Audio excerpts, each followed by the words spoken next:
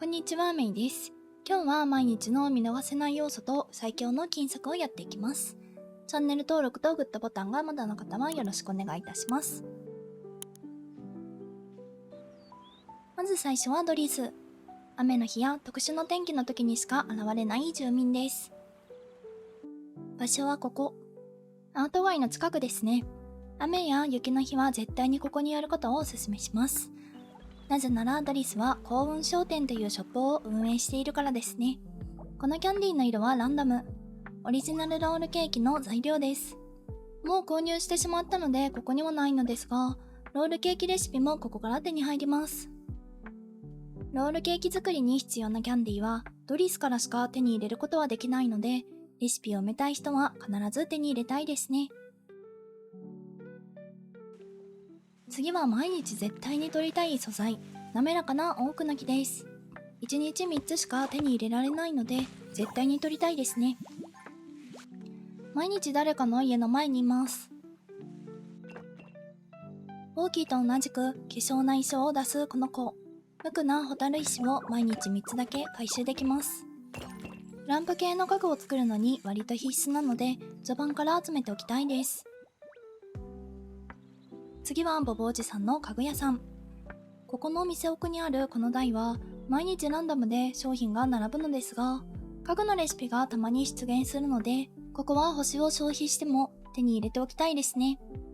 毎日チェックする要素の一つです。次が週替わりのショールーム。ここは毎週土曜日に更新されるので、早めにお金を集めて手に入れておきたいです。体験期間を2シーズンともやり込みましたが、同じ色のシリーズが並ぶことはなかったので、欲しい家具があったら早めに手に入れることをお勧めします。絵画系は他のシリーズでも並ぶので、焦らなくてもいいような気もします。開拓者レベルが上がるとショールームはどんどん増えるので、金策が大変ですね。こちらはダイニング系が並ぶことが多いかなと思っています。白系家具は使いやすいのでおすすめのシリーズです。こちらも先ほどと同じく土曜日更新です。次は洋服屋さん。ここは毎日更新なので毎日チェックですね。そこまで取り逃し要素は少ないのでチェックするだけです。次はマッシモの料理商店。ここは日替わりでセールしたりしなかったりするので毎日チェックです。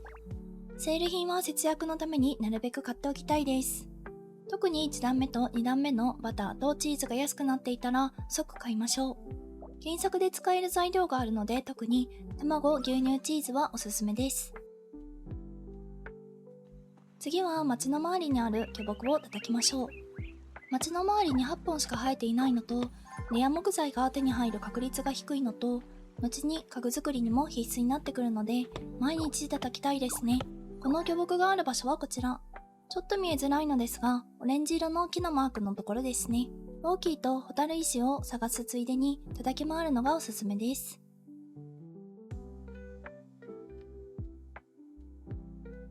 まずは全てを始める前に住民依頼を全部受けます。これは必須金策ですね。金額も多くタスクも容易なのでまずはこれ。次はイベントタスクのチェック。ここでもお金はもらえるので絶対に。ここまでは皆さんやってるかと思います。遊んでいるうちに勝手に溜まるのでお得。ログインも忘れないように。次は夜に仕込んでおいたレタスの回収。レタスは園芸レベル3で解放されますが、8時間かかるので寝る前に仕込むのがおすすめ。園芸はマジで稼げるのでどんどん仕込んでおきたいですね。早めに趣味レベルを上げる方法として最初から解放されてるトマトを育てまくりましょう。15分でできるので効率めっちゃいい。そして料理をするときもトマトを使いまくるので、あればあるほどいいのがトマトです。あと料理でよく使うのは小麦なので、園芸レベル2になったらこちらもどんどん仕込みましょう。トマトを育ててる15分の間に住民依頼をこなしつつ住宅街を回りながらホタル石と多くの木を回収。あっという間にトマトが育つので回収したらまたトマトを育てます。住民依頼が終わっていたら次はキノコの採集へ。キノコの取れる場所は決まっていてこんな感じになっています。道沿いに生えていることが多いので道の近くの木の根元、柵、池、オブジェクトの近くをくまなく探していきます。後で復活するので、取れるだけ取っていきます。キノコを取っている途中で15分経ったら、またトマトを回収し、種まき。そしてキノコの回収へ。トリュフだけは木の根元に埋まっているので、ちょっとだけ見つけづらいですね。こんな感じで茶色の土がほんの少し盛り上がっています。このトマト、キノコ、トマト、キノコ、無限をキノコを取り尽くすまで繰り返します。だいたい1時間くらいで取り尽くせますね。そしたら家に帰ってコンロをこのような形で設置。全部中央を向く形でコンロを設置しています。4つ置く方法もありますが、慣れるまでは3つがおすすめ。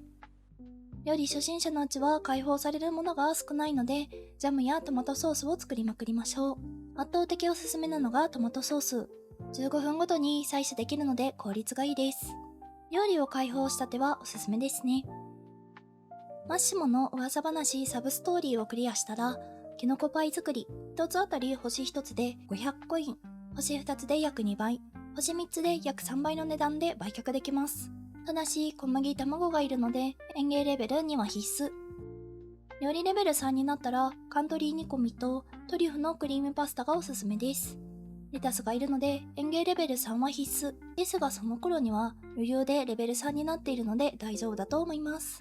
煮込みは640コイン、トリュフのクリームパスタは900コインです。他の料理は余裕があればって感じですね。最初番はとにかくジャムかトマトソース作り。これで料理レベルを効率よく上げていきます。トマトソースは料理中2回ボタンを押す必要があるので、今度3つまでが失敗少ないかなと思います。4つは結構難易度が上がるので、ジャムなど1回だけボタンを押すのがいいかなと。トマトソースは星1つで経験値が4上がるので、同じ時間ならジャムより効率がいいですね。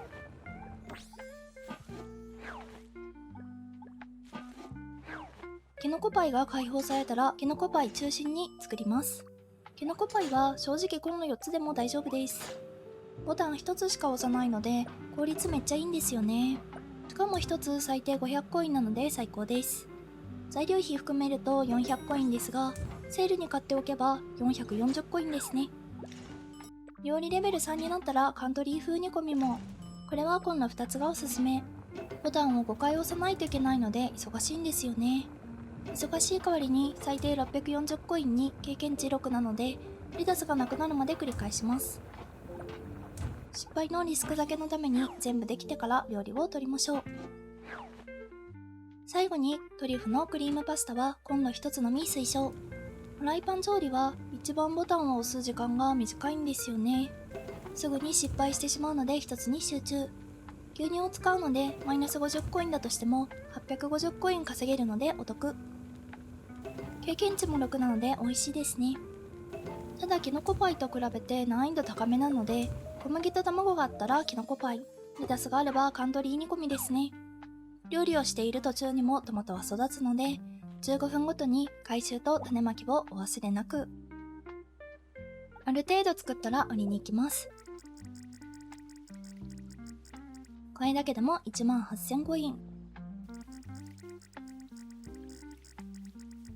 25000コイン。料理が一番の金策ですね。金策のまとめです。参考になったら嬉しいです。毎日の見逃せない要素と金策ルーティンはいかがだったでしょうか。他にも金策などを募集中なので、ぜひコメント欄へ。ハートピア楽しんでいるよーって方はぜひグッドボタン、チャンネル登録がまだの方はお願いいたします。各種 SNS もやっています。最後まで見てくれてありがとうございました。また次回の動画でお会いいたしましょう。